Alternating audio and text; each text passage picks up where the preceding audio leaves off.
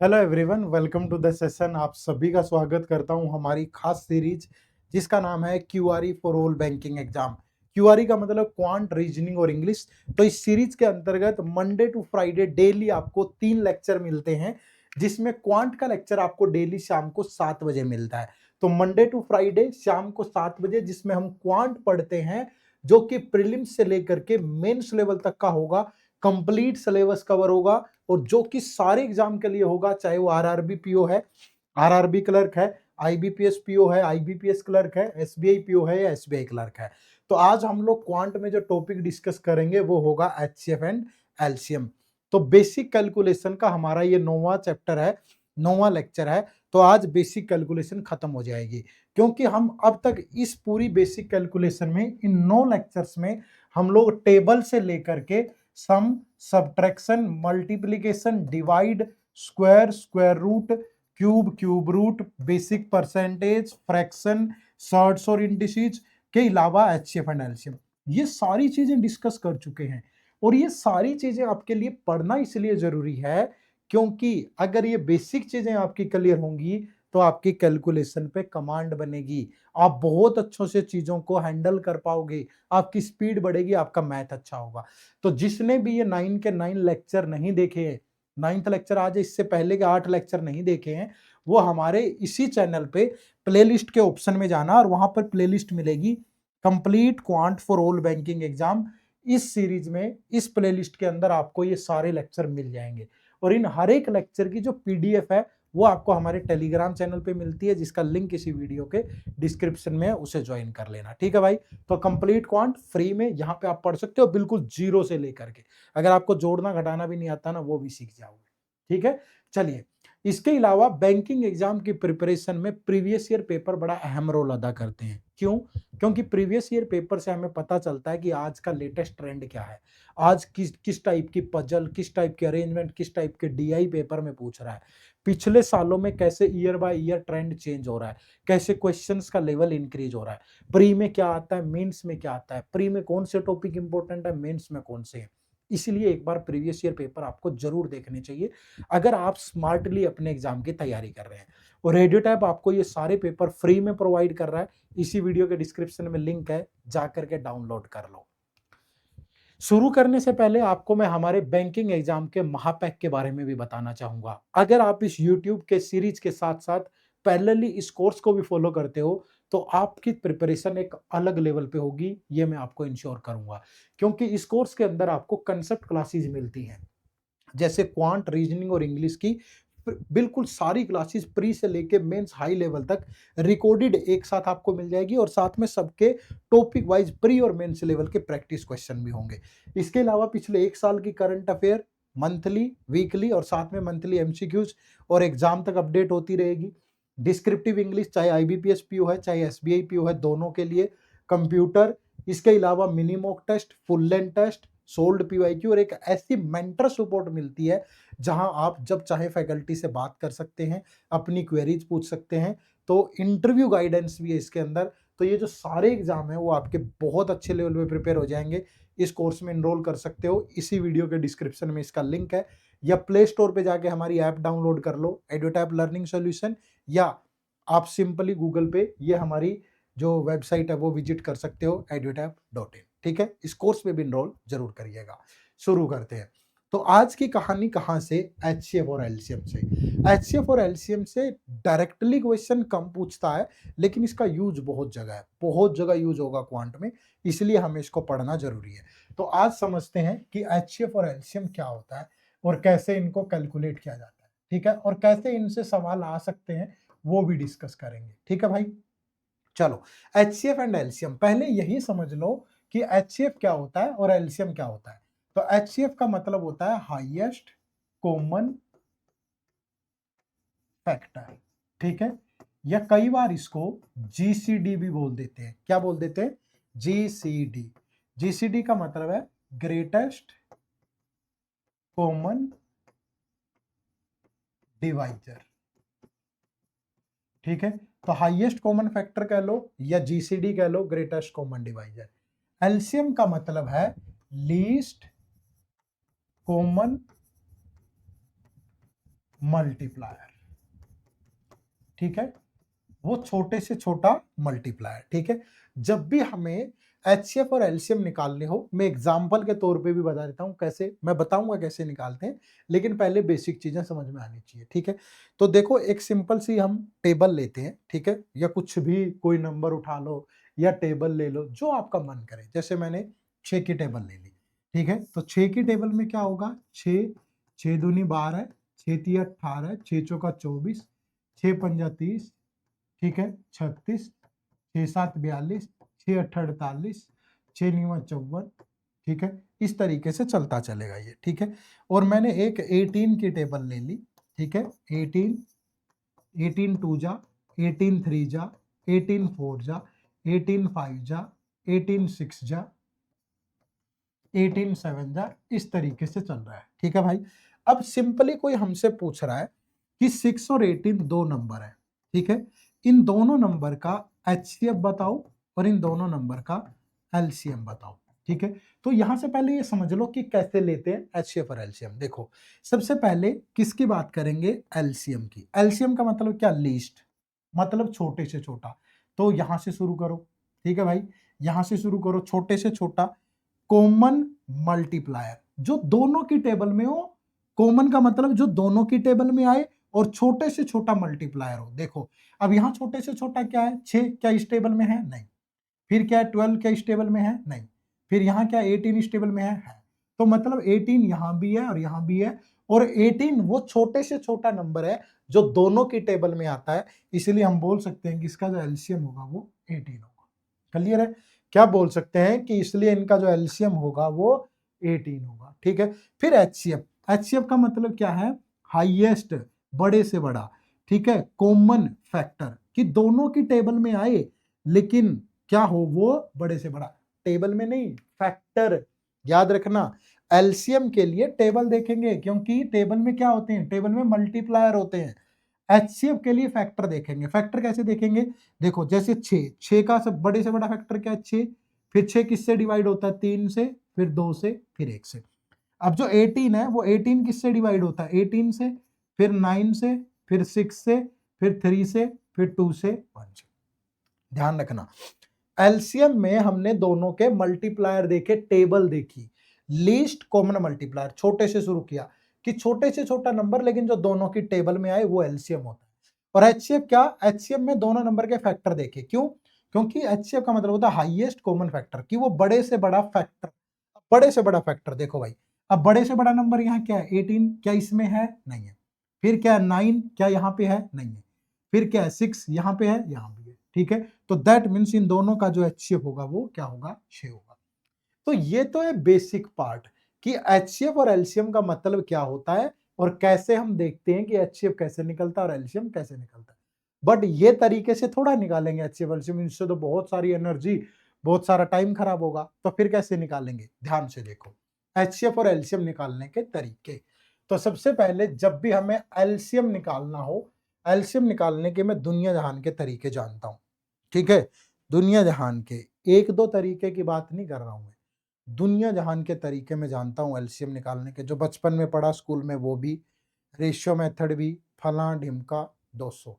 लेकिन सबसे महत्वपूर्ण, सबसे अच्छा, जिसका सबसे ज्यादा रिजल्ट है, जो आसानी से आपके दिमाग में चढ़ जाएगा, उस मेथड की बात करेंगे हम लोग। एग्जाम्पल समझो, मेरे पास 3 नंबर है, ठीक है, 6 9 12, ठीक है, मुझे इन सबका एलसीएम निकालना है, ठीक है। क्या निकालना है, मुझे इन सबका एलसीएम। आपको कुछ नहीं करना, आपको जो बड़े से बड़ा नंबर है वो यहां लिख देना है, लिख दिया, और यहां से उसको हटा दो, हटा दिया।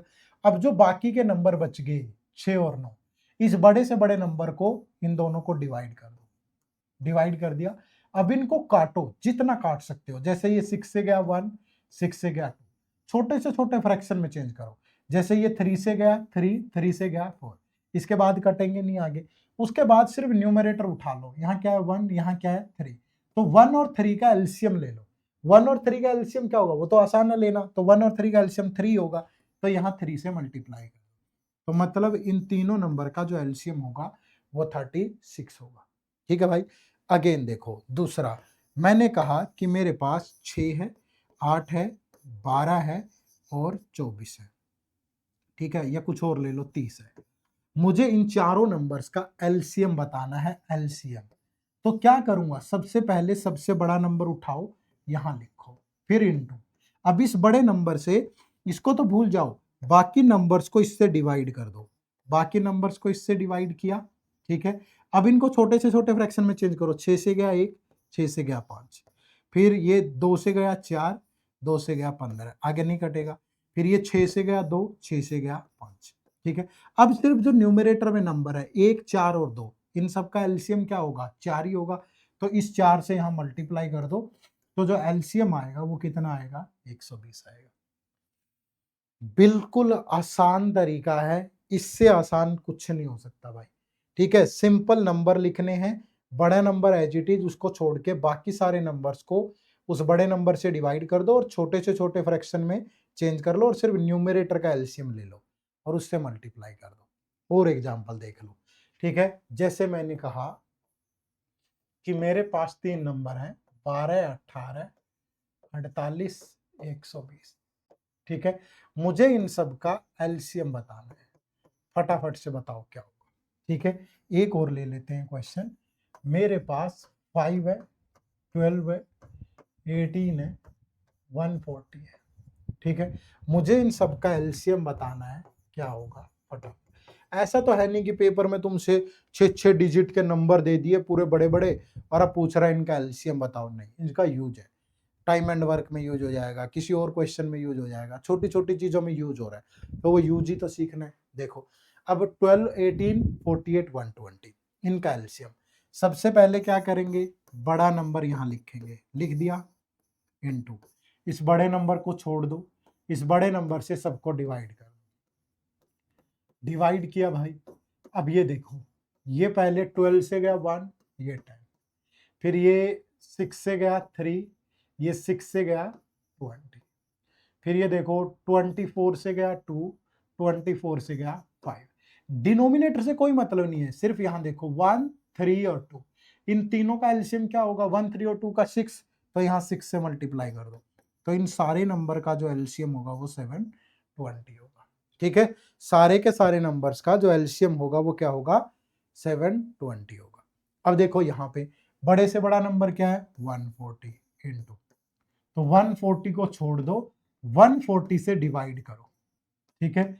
140 से अगर डिवाइड करें इसको, ये 5 से गया 1, 5 से गया 28, ये कटेगा 2 से गया 6, 2 से गया 70, 4 से काट लो, 4 से गया 3, 4 से गया 35, ठीक है। तो यहां से 1 आया, यहां से 3, फिर ये कटेगा, 2 से गया 9, 2 से गया 70, आगे नहीं कटेगा, ठीक है भाई। तो अब 1, 3 और 9, 1, 3 और 9 का एलसीएम क्या होगा, 9, तो 14 9 में 126, तो इनका जो एलसीएम होगा वो 1260 होगा। क्लियर है, बात समझ पाए सारे।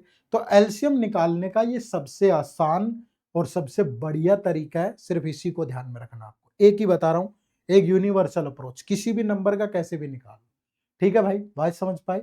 चलो उसके बाद एचसीएफ, जब भी हमें एचसीएफ निकालना हो तो कैसे निकालेंगे। अब एचसीएफ निकालने के लिए क्या करना है आपको, जैसे दो नंबर है मेरे पास 72 और 180, मुझे इन दोनों नंबर का एचसीएफ बताना है, ठीक है। तो एचसीएफ निकालने के लिए आप क्या करोगे, बड़े नंबर को अंदर रख लो, बड़ा नंबर क्या है 180, छोटे नंबर से डिवाइड करो, डिवाइड किया, देखो ये किससे गया 2 से, 144, फिर यहां से जो बच गया, अब ये जो रिमाइंडर है ये हमारा डिवाइजर हो जाएगा और जो पहले डिवाइजर था वो डिविडेंड हो जाएगा, 36 से गया 2, तो जहां जाके ये सिंपलीफाई हो जाए कंप्लीट और जो आखिरी डिवाइजर होगा वही हमारा एचसीएफ होगा। तो इन दोनों नंबर का जो एचसीएफ है वो क्या है, 36 है, ठीक है। इन दोनों नंबर का जो एचसीएफ है वो 36 है, आप बहुत आराम से निकाल सकते हो। और ले लो एग्जांपल, मैंने कहा जी ये 135 है, ये 90 है और ये 15 है, इन तीन नंबर्स का मुझे एचसीएफ बताना है, क्या होगा, कि इन तीनों नंबर का एचसीएफ बताओ क्या होगा। सबसे पहले दो बड़े नंबर उठा लो, बड़ा नंबर अंदर गया, छोटे नंबर से डिवाइड किया, 90 से गया 90, फिर कितना बचा 45, फिर ये 90 अंदर जाएगा तो 2 से गया 90, तो मतलब इन दो नंबर का HCF 45 है। अब मेरे पास 45 और तीसरा नंबर बचा 15। अब फिर दोबारा अगेन बड़ा नंबर अंदर जाएगा, छोटे नंबर से डिवाइड करोगे तो 15 3 जा 45, तो यही है। तो इन सब का जो HCF होगा वो कितना होगा, 15 होगा। क्लियर है? इन सब का जो HCF होगा वो क्या होगा, 15 होगा। बस ऐसे करके सोल्व करना आपको। 2 नंबर दिए हों, 3 नंबर दिए हों, इस तरीके से निकाल लो। कोई ऐसा नहीं देगा वो आपको पेपर में कि 3,78,960, 5,45,170, 8,91,753, 25,27,753, इनका HCF बताओ। नहीं देगा कभी, है ना। इनका यूज होगा कहीं, तो यूज करने का यही आसान तरीका है। तो एक ही तरीका HCF का बता दिया, एक ही तरीका LCM का बता दिया, कोई भी परेशानी नहीं आएगी। थोड़ा सा रिवाइज करवा देता हूं। तो 2 नंबर मैं ले रहा हूं यहाँ पे, ठीक है। 2 क्वेश्चन, पहला तो आपको 25, ठीक है, 60, 75, 105, इन सब का आपको LCM बताना है, ठीक है। और दूसरा आपको 3 नंबर है हमारे पास, 260, 78 और 169, इन तीनों का आपको HCF बताना है क्या होगा, ठीक है। फटाफट से बताओ भाई, हरी अप गाइस। HCF भी बताना है और LCM भी बताना है। देखो यहाँ पे LCM कैसे बताएंगे, बड़ा सा बड़ा नंबर क्या है, 105, इस 105 को छोड़ दो। अब इस 105 से बाकी के तीनों नंबर्स को डिवाइड कर दो, ठीक है। ये गया 15 से, 15 से गया 5, 15 से गया कितना 7, ठीक है। फिर ये 12 से 15 से गया अगेन 4, 15 से गया 7, ये 5 से गया 5, ये 5 से गया 21, तो ऊपर सिर्फ 5 बचा, 4 बचा, 5 बचा। तो 5, 4 और 5 का LCM 20 होगा, तो इंटू 20 कर दो। तो ये 0, 2 पंजे 10, 2, तो ये जो LCM होगा ये 2100 होगा। किसका, इन सब का, ठीक है। आपको सिंपल जितने से जितना हो सके वैसी कैलकुलेशन करनी है, कोई भी तकलीफ नहीं थी, आराम से आप निकाल सकते हो। सेम यहाँ पे जब आप HCF लोगे तो पहले 2 बड़े नंबर उठा लो, ये और ये, तो 260 अंदर जाएगा, 169 से डिवाइड करेंगे, तो 1 से गया, अब बचा 91, फिर ये 169 अंदर गया, फिर 1 से गया, तो ये 8, 78, फिर 91 अंदर गया, कितना बचा 13, फिर 78, 13 6 जा 78, पूरा पूरा कट गया, तो इन दोनों नंबर का HCF 13 है। अब मेरे पास 2 नंबर बचे 13 और 78, तो अब 78 अंदर जाएगा, 13 6 जा कितना 78, ठीक है। तो नंबर कितना बचा 13, तो जो राइट आंसर है यहाँ पे वो क्या है 13, ठीक है। तो यानी कि आपका यहाँ से HCF जो है वो है 13, यहाँ से जो LCM है वो कितना है 2100। क्लियर है, बात समझ पाई। बहुत आराम से कर सकते हो, कोई भी दिक्कत नहीं है किसी भी तरह की। तो HCF और LCM निकालने में प्रॉब्लम नहीं आनी चाहिए। हाँ, दूसरा, कभी भी वैल्यूज किस में दे रखी हो, डेसिमल में दे रखी हो, इस तरीके से दे रखी हो तो दिक्कत आ सकती है। अब उसके लिए यहाँ पे एक चीज याद रखिएगा, ठीक है। 2-3 बेसिक फॉर्मूले बता रहा हूँ। जैसे फ्रैक्शन में दे रखा है, ये A/B, C/D और E/F, ये 3 फ्रैक्शन, आपको इनका HCF बताना है। तो इनका HCF क्या होगा, HCF ऑफ न्यूमरेटर, ठीक है, divide by LCM of denominator, ठीक है। अगर इनका कभी LCM लेना है तो LCM of numerator divide by HCF of denominator, ठीक है। तब आपको क्या ले लेना है, नीचे वाले का मतलब जो भी ले रहे हो न्यूमरेटर में वही आएगा, न्यूमरेटर्स का वही आएगा। जो भी लेना है, HCF लेना है तो HCF, LCM लेना तो LCM। कोई भी एग्जांपल ले लो, मेरे पास फ्रैक्शन है 2/3, 4/9 और 5/12, ठीक है। मुझे क्या करना है, इनका HCF लेना है। तो HCF ऑफ न्यूमरेटर 2, 4 और 5 का HCF क्या होगा 1। ये बात याद रखना, जब भी कोई प्राइम नंबर आ जाए उनका HCF हमेशा 1 होता है। तीन नंबर है मेरे पास, 2, 4 और 5। 5 एक प्राइम नंबर है, तो प्राइम नंबर का कोई भी कॉमन फैक्टर होता ही नहीं है, तो उनका एचसीएफ हमेशा 1 होगा।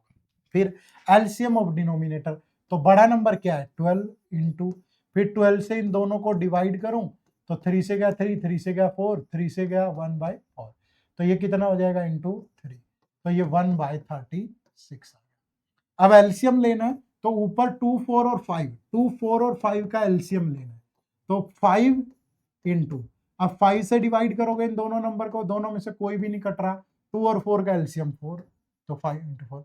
एचसीएफ ऑफ डिनोमिनेटर नीचे है 3, 9 और 12, इनका एचसीएफ होगा 3, तो इनका जो एलसीएम आना है दैट इज 20/, ठीक है।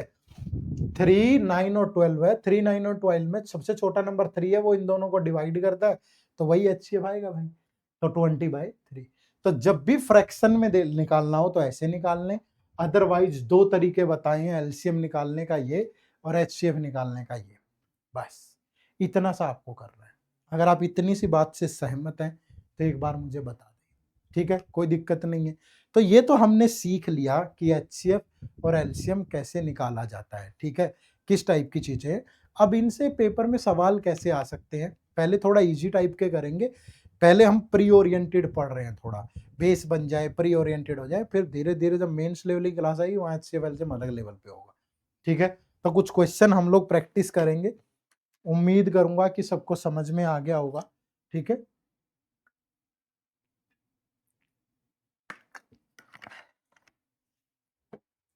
देखो पहला क्वेश्चन है इनमें, क्या है, a bell rings every 18 minute, a second bell rings every 24 minute, a third bell rings every 32 minute, ठीक है।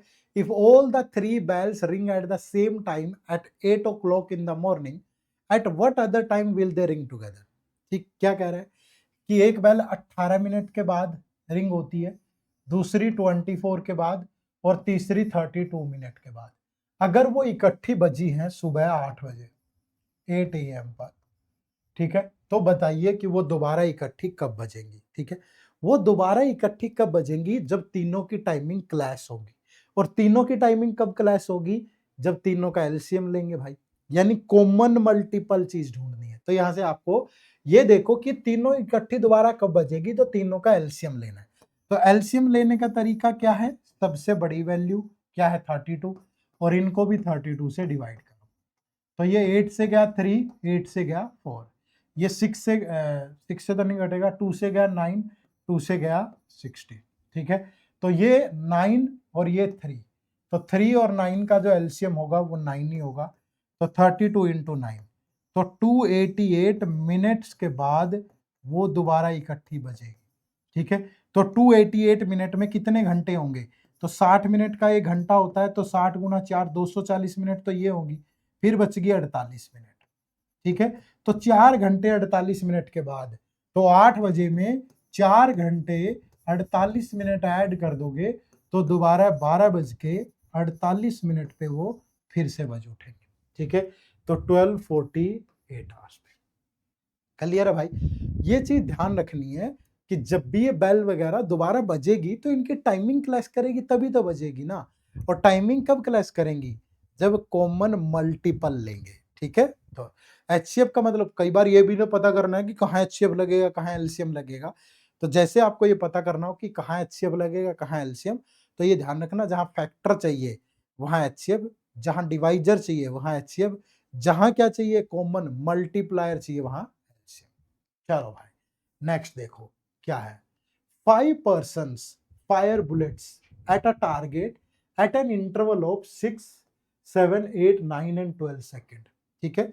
The number of time they would fire the bullets together at the target in an hour, एक घंटे में इकट्ठी सबकी एक साथ target पे लगनी चाहिए।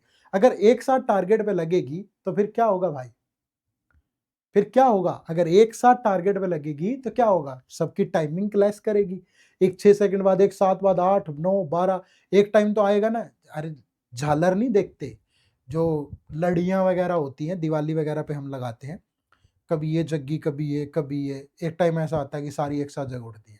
उसका कारण क्या है, क्योंकि सारी की टाइमिंग क्लैश होगी। तो यहाँ भी एक घंटे में, एक घंटे का मतलब है 60 मिनट, 1 मिनट में 60 सेकंड, तो टोटल मेरे पास 3600 सेकंड है। ठीक है भाई। अब मुझे ये देखना है कि ये अगर 6 सेकंड बाद, 7 सेकंड बाद, 8 सेकंड बाद, 9 सेकंड बाद और 12 सेकंड बाद अगर फायर होती हैं तो इनका एलसीएम क्या होगा? बड़े से बड़ी वैल्यू कितनी? 12। तो ये काट दो। अब 12 से सबको डिवाइड करेंगे। ठीक है, 12 से सबको डिवाइड करेंगे। ये 3 से गया 3, 3 से गया 4, 4 से गया 2, 4 से गया 3, ये 7, 6 से गया 1, 6 से गया 2, तो ये 1, ये 7, ये 2, ये 3, 2 और 3 का एलसीएम 6, 6 इंटू 7 42, तो 12 इंटू 42, तो 12 दूनी कितना हो गया? मतलब इतनी सेकंड के बाद वो दोबारा एक इकट्ठी फायर होंगी। तो 3600 सेकंड है मेरे पास, तो 3600 सेकंड में कितनी बार हो सकती है? 3600 बाय 12 गुना 12, 42। अब देखो ये 6 से गया 600, ये 6 से गया 7, फिर ये 6 से गया 2, ये 6 से गया 100। ठीक है, फिर ये 2 से गया 50, तो 50 बाय 7, तो 7 टाइम्स आ गया। आप सोचोगे सर 57 से कटता तो नहीं है, हमें काटना थोड़ा है भाई, पूरा पूरा थोड़ा डिवाइड करना है। इतने सेकंड के बाद फिर इतने के बाद जो बच गया नहीं बचेगी, उसके बाद 1 घंटे के बाद बच जाएंगी। तो पूरा सिंप्लीफाई करना जरूरी नहीं था यहाँ, सिर्फ क्वेश्चन देख लो कि 50 को 7 से डिवाइड करो, 7 7 जा 49। ठीक है, तो 7 टाइम बच जाएगी, फिर उसके बाद 8वें 9वें पे 1 घंटे के बाद बजेगी। ठीक है, तो यहां से जो राइट आंसर था that is option number B. Clear है सभी को? बात समझ पाए? चलो नेक्स्ट क्वेश्चन नंबर 3।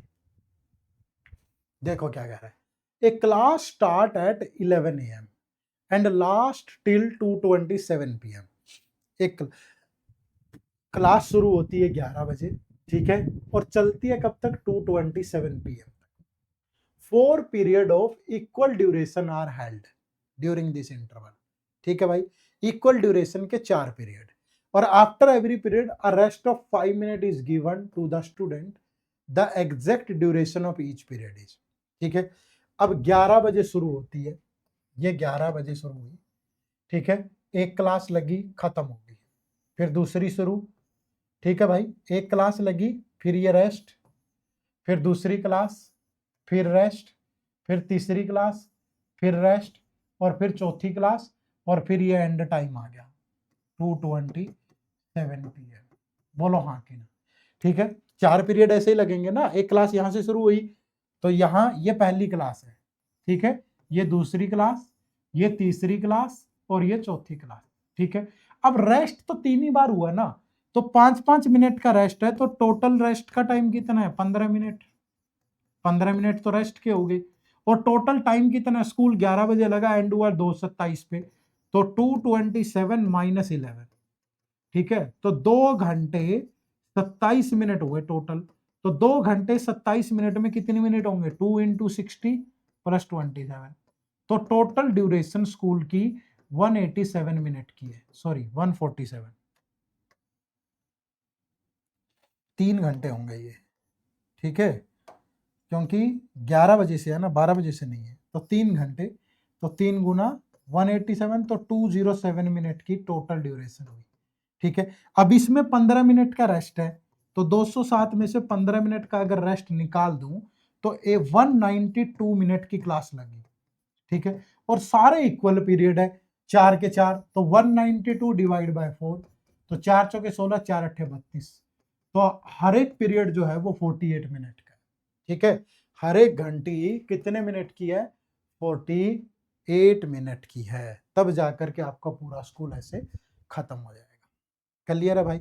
बात को समझ पाए? कोई दिक्कत हो तो जब भी आपसे पेपर में क्वेश्चन पूछेगा ना, वो ऐसे नहीं पूछेगा कि मतलब कि प्रॉपर एचसीएफ और एलसीएम के आएंगे, अगर आएंगे, मैं यहाँ पे बेसिक बता रहा हूँ यूज क्या है इसका, एचसीएफ और एलसीएम का।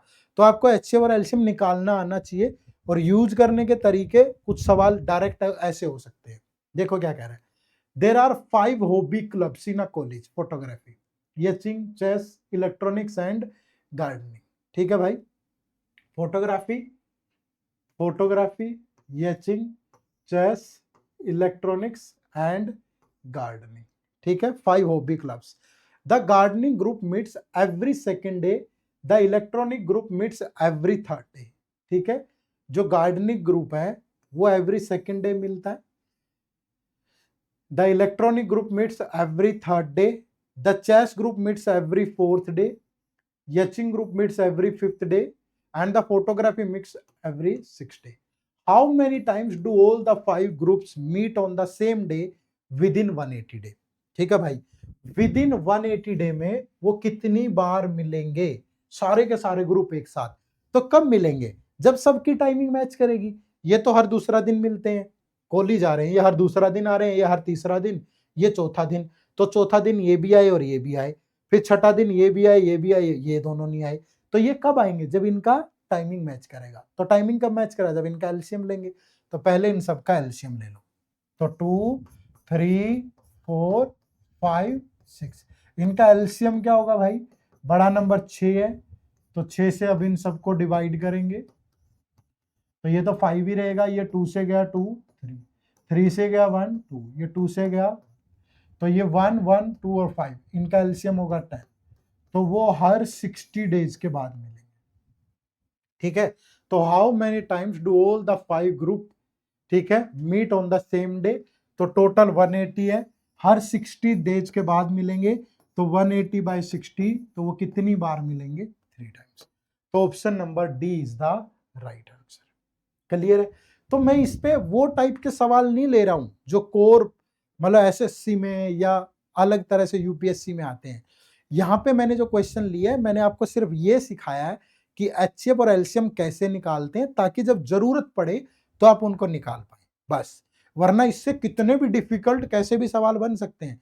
बट हमारा पर्पज इस क्लास में सिर्फ ये था कि हम ये सीखें कि एचसीएफ कैसे निकाला जाता है और एलसीएम कैसे निकाला जाता है। ठीक है भाई, चलो अब आपको इस क्वेश्चन का आंसर बताना है सबको, ठीक है, कि ये क्वेश्चन का आंसर क्या होगा।